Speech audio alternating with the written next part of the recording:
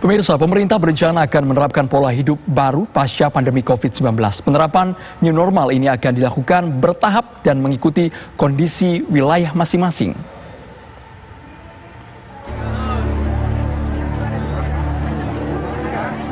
Wacana penerapan pola kehidupan yang baru pasca pandemi COVID-19 terus didengungkan. Rencananya awal Juni nanti sejumlah tempat-tempat umum seperti pusat perbelanjaan akan kembali dibuka dengan tetap menerapkan protokol kesehatan yang ketat. Pemerintah juga menerjunkan aparat TNI Polri untuk memastikan masyarakat mengikuti protokol kesehatan tersebut. Meski begitu, sebelum pola hidup baru diterapkan di suatu daerah, ada syarat dan kondisi tertentu yang harus dipenuhi. Pakar epidemiologi Profesor Wiku Adhisa Smito menjelaskan, ada 3 syarat penting yang harus terpenuhi sebelum diterapkannya pola hidup yang baru. Dalam menentukan suatu keadaan suatu daerah, kita perlu mengetahui tentang kondisinya.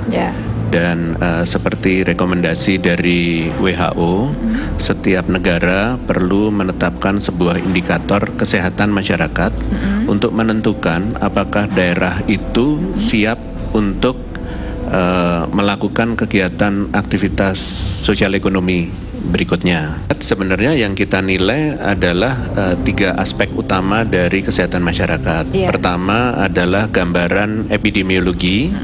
Yang kedua dari surveillance kesehatan masyarakat, dan yang ketiga dari pelayanan kesehatannya.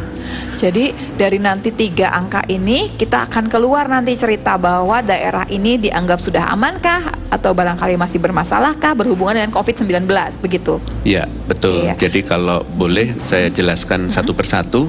Jadi kalau indikator epidemiologi itu ada, misalnya kita harus melihat penurunan jumlah kasus selama 2 minggu sejak puncak terakhir.